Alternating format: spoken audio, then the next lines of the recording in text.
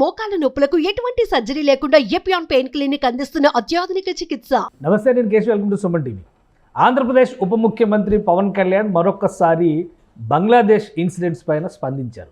ఈసారి జాతీయ స్థాయిలో జరిగినటువంటి ఒక ఇన్సిడెంట్, ప్రధానంగా ముంబై అటాక్స్, అజ్మల్ కసబ్ని విచారించినటువంటి తీరుతో పోల్చి చెప్తూ చిన్మయ్ కృష్ణదాస్ అరెస్టు వెనుక బంగ్లాదేశ్ పెద్దల హస్తం ఉంది అనేటువంటి అనుమానాలను వ్యక్తం చేశారు. అలానే ప్రపంచవ్యాప్తంగా మత సామరస్యం గురించి మాట్లాడేటువంటి హక్కుల ఉద్యమకారులు ఇప్పుడు ఎందుకు నోరు మెదపడం లేదని ప్రశ్నిస్తున్నారు.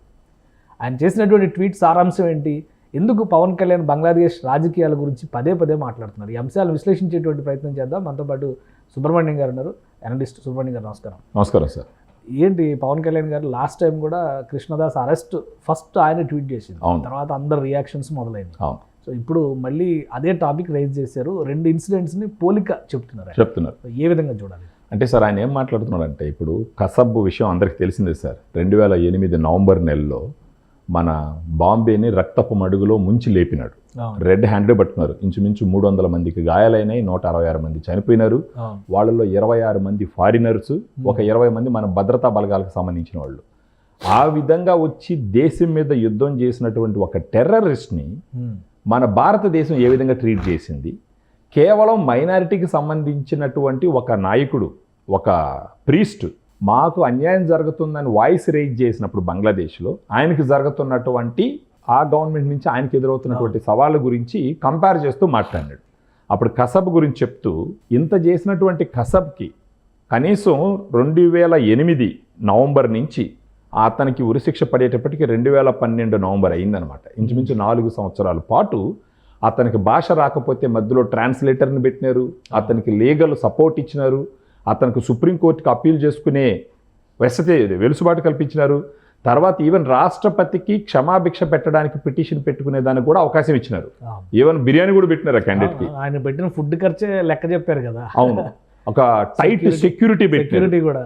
సో అంటే దాన్ని ఉదాహరిస్తూ పవన్ కళ్యాణ్ గారు ఏం చెప్పినారంటే, ఒక ప్రజాస్వామ్య ప్రభుత్వం, ఒక ప్రజాస్వామ్య గవర్నమెంట్ ఉన్నటువంటి ఒక దేశంలో మానవ హక్కులకు సంబంధించి వాళ్ళకు ఉన్నటువంటి బేసిక్ రైట్స్ గురించి, వాడు పరదేశీయుడు అయినప్పటికీ ఇక్కడికి వచ్చి మన దేశం మీద యుద్ధం చేసినప్పటికీ ప్రజాస్వామ్యాన్ని గౌరవించే దేశంగా వాళ్ళని ఎలా ట్రీట్ చేసినారు అని ఎక్స్ప్లెనేషన్ ఇస్తూ, దాని ఎగ్జాంపుల్గా చెప్తూ, మరి ఇలాంటి ఒక దేశం ఉన్నటువంటి భారతదేశానికి సంబంధించిన హిందువులు బంగ్లాదేశ్లో కేవలం వాయిస్ రైజ్ చేసిన దానికి అతనికి ఒక లీగల్ సపోర్ట్ లేదు, అతని గురించి కోర్టులో మాట్లాడేటటువంటి ఒక అవకాశం లేదు. దీన్ని రెండిట్లో ఉదాహరిస్తూ ఈ సూడో సెక్యులర్స్ అంటే, ఏదన్నా ఒక మతానికి సమస్య వచ్చినప్పుడే మీరు మాట్లాడతారా, వేరే మతానికి సంబంధించి మైనారిటీ అయినప్పుడు వాళ్ళకి అన్యాయం జరిగేటప్పుడు మీరు నోరు మెదపరా? అంటే ఒక భూభాగం మీద న్యాయానికి ఒక మొహం ఉంటుందా, ఇంకొక భూభాగం మీద న్యాయానికి మరొక మొహం ఉంటుందా? ఈ సో కాల్డ్ శాంతి కాముకులు ప్రపంచం మొత్తం మీద ఉండేవాళ్ళు ఇప్పుడు మీ నోళ్ళు ఏమైపోయినాయి, మీరు ఎందుకు ఖండించరు? అక్కడున్న ప్రజలకి ఈ హ్యూమన్ రైట్స్ అప్లికేబుల్ కాదా, ప్రజాస్వామ్యం అప్లికేబుల్ కాదా అని చెప్పేసి మాట్లాడుతూ ఆయన ఒక మాట చెప్పినాడు, ప్రతి ఒక్కరూ దీన్ని ఖండించాలా, ప్రపంచంలో ఉన్న ప్రతి ఒక్కరూ దీన్ని ఖండించాలా, it is a call for action to the world అని చెప్పేసి గట్టిగా మాట్లాడడం జరిగింది సార్. అంటే ఇప్పుడు అక్కడ ఆల్రెడీ లీగల్ ఆస్పెక్ట్లో చూస్తే కనుక ఆయన అన్ని రకాలుగా బెయిల్ నిరాకరించారు, ఆయనతో ఎవరికి కూడా సంబంధం లేకుండా చేశారు. అది ఇంటర్నల్ ఇష్యూ అంటున్నారు.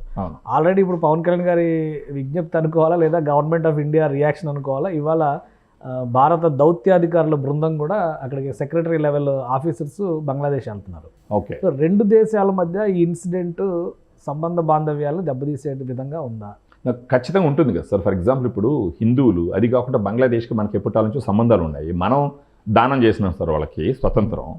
అలాంటి హిందువులు మైనారిటీ అయినప్పుడు కనీసం ఇవ్వాల్సిన మానవ హక్కుల గురించి కూడా వాళ్ళు పట్టించుకోకుండా, మామూలుగా ఒక మనిషిని ట్రీట్ చేసే విధానం కూడా వాళ్ళు ఫాలో అవ్వకుండా, అదిగా అంటే మహమ్మద్ యూనస్ గారు నోబెల్ ప్రైజ్ శాంతి బహుమతి తీసుకున్నాడు ఆయన.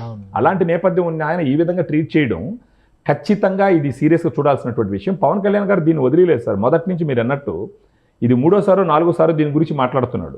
అంటే దాంట్లోనే ఆయన చిత్తశుద్ధి కనపడుతుంది. And it is a message to Indian government కూడా.